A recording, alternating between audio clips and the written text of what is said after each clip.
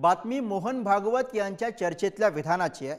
आपण देव झालो असं मानू नये असं मोहन भागवत यांनी म्हटलेलं आहे। तुम्ही देव आहे की नाही हे लोकांना ठरवू द्या असं मोहन भागवत म्हणालेत। मोहन भागवतांनी नाव न घेता मोदींना टोला लगावलाय। मणिपूरमधील परिस्थिती अत्यंत बिकट आहे, तिथे सुरक्षेची खात्री नाहीये। मणिपूरमधील स्थितीवरनं मोहन भागवत यांनी चिंता व्यक्त केलेली आहे।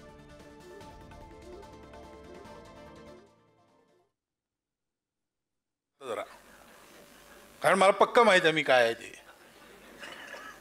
असं काही झालं की ते कानाच्या इथूनच परत जावं, मनात येऊ नये, याच्यासाठी परिश्रम करावे लागतात।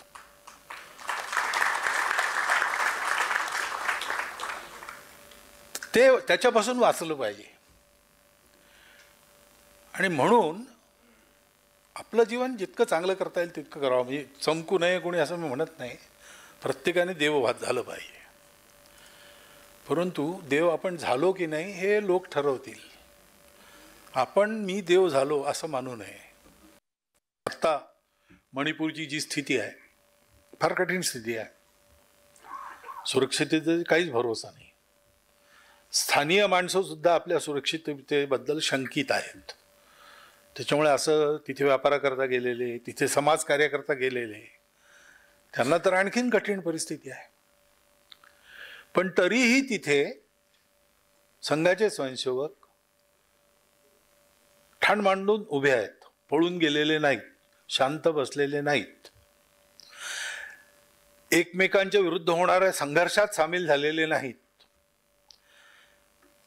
तर दोन्हीकडे सेवा करून तो संघर्ष थांबावा, जीवन पुन्हा सुरळीत व्हावं, सगळ्यांच्या मनातला आणि संताप, क्रोध, द्वेष विझून जावा आणि देश सगळ्यांच्या मनात यावा, ह्याच्याकरता जितकं होईल तितकं करतायत। तर सरसंघचालक मोहन भागवत यांचं चर्चेतलं हे विधान आणि याच विषयी आपण अधिक बोलूया। प्रतिनिधी जितेंद्र शिंगाडे सध्या आपल्या सोबत आहेत। जितेंद्र, मोहन भागवत किंवा संघाकडनं अशा आशयाचं वक्तव्य येण्याची ही काही पहिलीच वेळ नाही आणि त्यामुळे सुद्धा या वक्तव्याची पुन्हा एकदा नव्यानं चर्चा होऊ लागली। नक्कीच गुरु, चर्चा तर होणारच, कारण मोहन भागवत यांनी जे वक्तव्य केलेले आहे दोन मुद्द्यांवर ते खास त्यांनी भाष्य केलेलं आहे। एक म्हणजे व्यक्तींनी स्वतःला देव समजू नये। जो देव आहे, जर तुमच्यात कार्य करण्याची इच्छा आहे तुम्ही कार्य करत राहा, जेव्हा लोक म्हणतील तेव्हा त्यावर प्रतिक्रिया द्या किंवा स्वतःला देव समजू नये। हे जे वक्तव्य आहे हे नक्कीच गेल्या काही दिवसांपूर्वी किंवा काही आठवड्यांपूर्वी जेव्हा वक्तव्य आलेलं होतं पंतप्रधानांचं, त्यावर एक टोला असल्याची चर्चा नक्कीच आहे। कारण कार्य करत राहावं, मला पण असे अनेकदा म्हणतात, मात्र मी कुठेही कानापर्यंत येऊ द्यायचं आणि ते कानापासून दूर जाऊ द्यायचं, स्वतःला देव समजू नये, स्वतः फक्त कार्य करत राहायचं, हा नक्कीच पंतप्रधानांना टोला आहे। त्याचबरोबर मणिपूरच्या घटनेवर किंवा मणिपूरच्या जी परिस्थिती आहे त्यावर संघप्रमुखांनी भाष्य केलेलं आहे।